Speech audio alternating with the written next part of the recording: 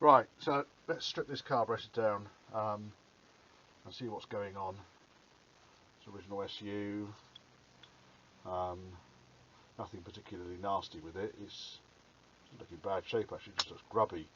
Throttle seems to spring quite nicely on it, and the choke springs quite nicely on it. So what I'll probably end up doing is just strip it down, give it an ultrasonic bath, give it a waft of lacquer, and reassembling it. So we'll start with the dash pots. Well, should we start with a lug of my sponsor?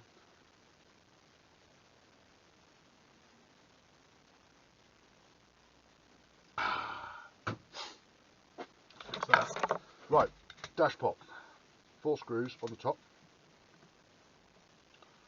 That's too fat. Let's find a thinner screwdriver. That will probably do. I don't really want to knacker these screws up because while you can get new ones, it just seems a bit futile. Oh, nice and tight. Right, so you notice I'm working in a little tray here. The reason for that is I just don't want things. In fact, what I could do is get my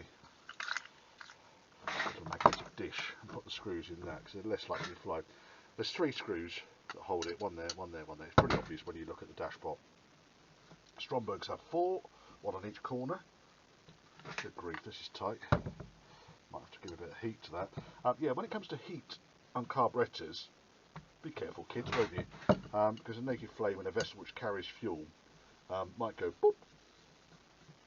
So I'm going to try and avoid heat if I possibly can. This is quite a coarse thread, so I'm hoping that it's just going to be a case of giving it some elbow grease.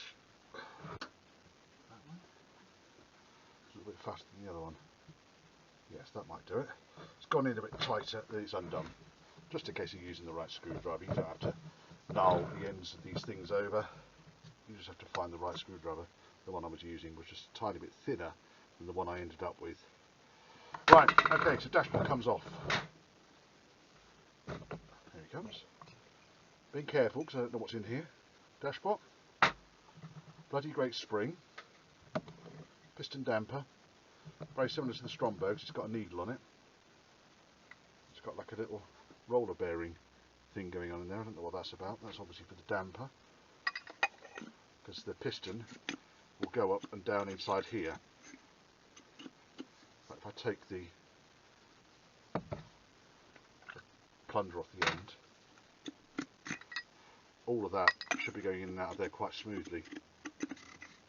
But as you can hear, it doesn't, so it's going to need a good old ultra bath. So I'll pop that back in there. I haven't got the top of the carburetor off. We can see the jet in there. So let's have a look next at the float chamber. I'm just going to take this plastic adapter off here. This plastic adapter here is just for the breather pipe. I don't want to lose it though. Right, we've got the throttle mechanism.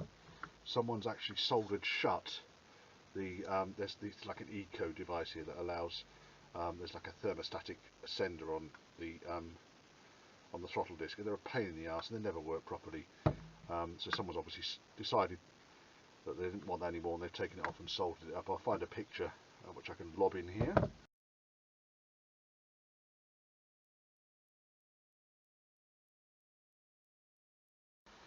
Right, let's have a look at the float chamber next. So we're upside down.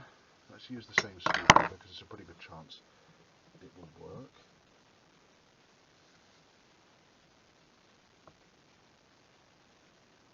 That's turned. Very tight. It's because again, a bit like the inlet manifold, the steel on the bolt has corroded onto the aluminium of the carburetor casing. Cool. Right, this screw held the bonnet on. There's a little lock washer there that's fallen off. Let's put that there. Again, just trying to organise things as I undo them. Again, if I had to use heat on this, I'd wear my flame-proof overalls. I wouldn't want to do that. That's not a very sensible thing to do. Right. Boop. Another one. And next one. It's quite useful to record photographs as you're going along, so you know what goes where. But I've done carburetors a fair few times. There's nothing alien to me at the moment. Right, last one. And then the float chamber can come off, or the float bottom can come off. Oh, that one undid. Good news. Normally the last one seizes solid.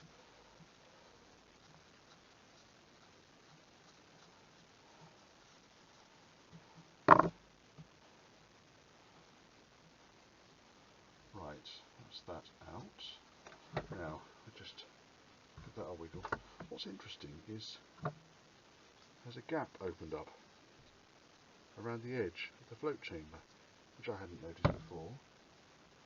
It's almost like it's been over tightened at some point in the past. Right, do a trusty hammer. It's a rubber hammer. And in here, the float chamber, we've got a load of crap in the bottom there, and we've got an O-ring, which is the seal. I might check this surface here for flatness, because I'm not convinced about that. Right, then inside the float chamber, we've got the fuel pickup, which sends fuel through to the jet. We've got the float itself, for which there will be a screw. There it is, screws on the side there, which holds the float in, so I'll take that screw out. And that should come all the way out.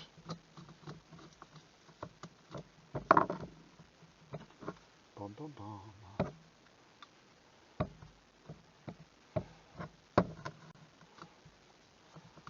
So what SU have done is, rather than having the jet adjusting, they've gone for the pin there goes through the float. They've gone for the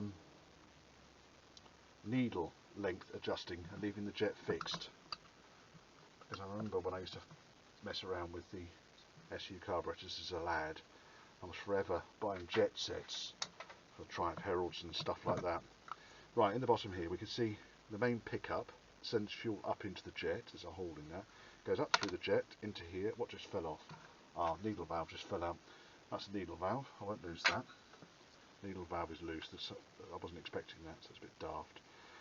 Right, okay, so the fuel goes into the pickup here, up inside the tube in here, and then comes up through the jet hole there. There'll be a pickup at somewhere for the choke mechanism on the side here, to send extra fuel through. I'll work out to take all this lot apart in a second.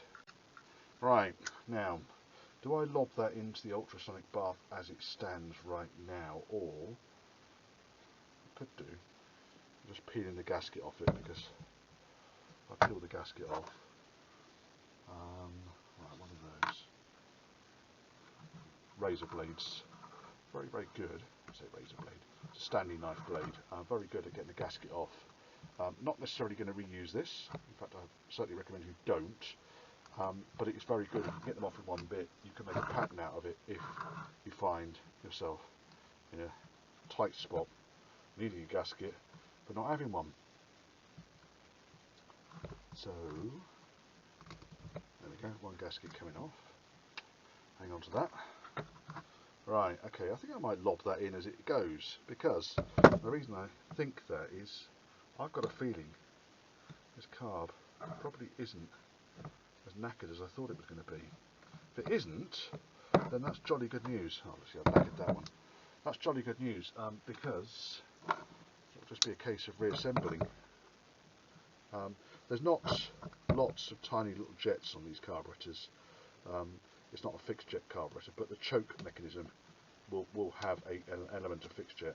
I'm not digging into the alloy surface here, but I'm trying to get this bastard gasket off. It ain't going to come off. I'll use a chisel on that in a minute. Right, let's put my lock knife away. Right, okay. Let's just take a couple of pictures of where we are.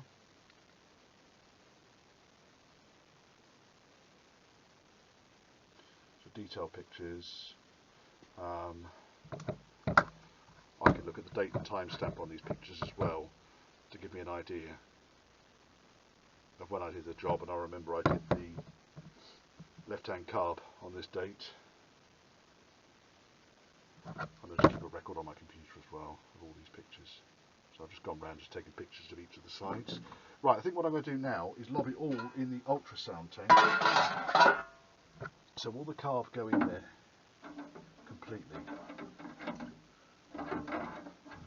Yes, it will. It goes almost all the way in. Right, and I'll lob the spring in there as well, and the float chamber. And I'm also going to put the float in there, but I won't put that in there because I don't want to lose it. The float's floating. Okay. Needle valve. I'm going to clean that up in a minute. In fact, that looks quite new. It's got a load of gank on the end of it. I'm going to have a look at that. That looks all right. Right, okay, I'm going to turn this off because the ultrasonic tank makes a weird noise. But I'll come back to it in a minute.